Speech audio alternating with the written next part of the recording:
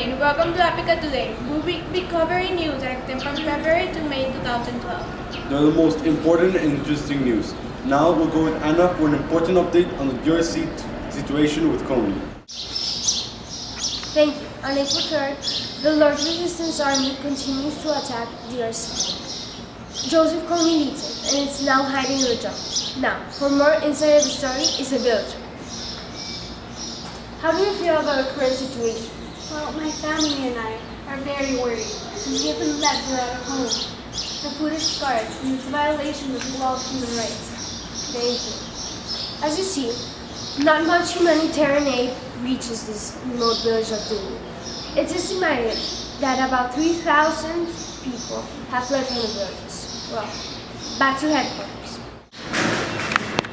Jai, picture are difficult down there. Now, for Angola, on April 4th, marks the 27th year of the end of the Civil War.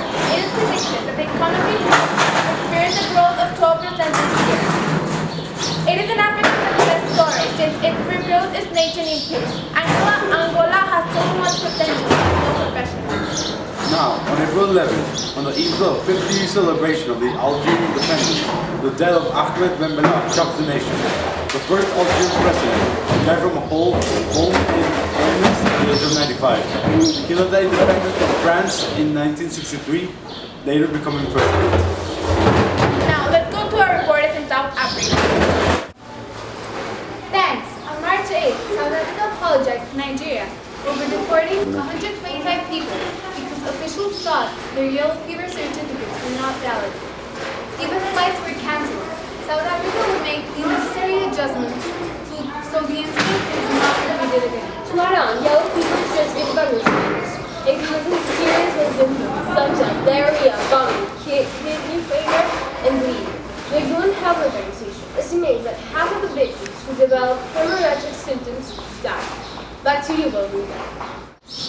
I sure wouldn't like to have yellow fever.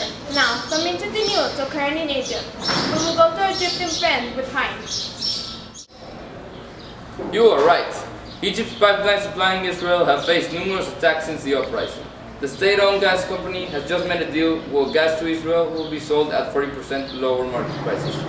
This deal harms Egypt's economy and is not that popular amongst the nation.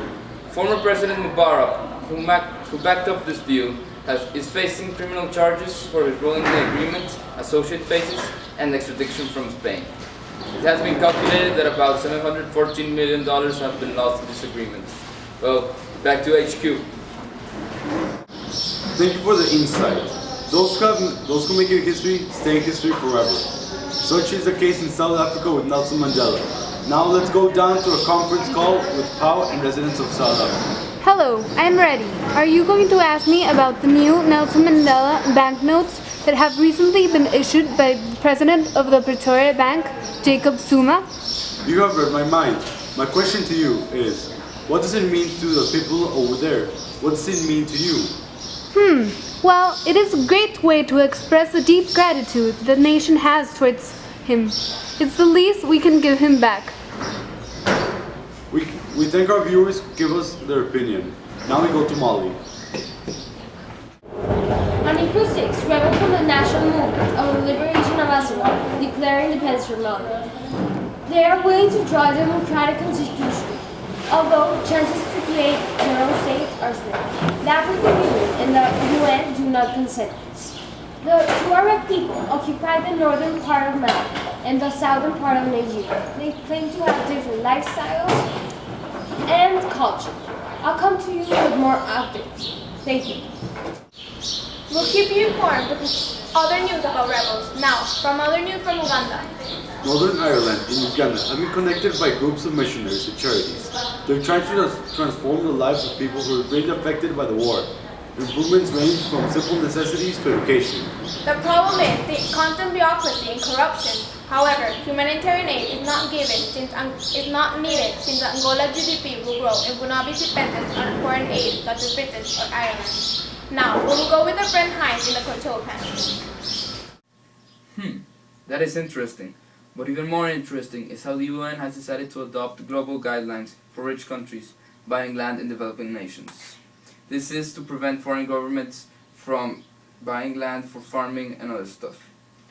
This is to help out poor people own their own land and not be moved around by investors. Well, I believe that concludes our newscast. We hope you learned a lot, and thanks for watching. See you next time on Africa Today.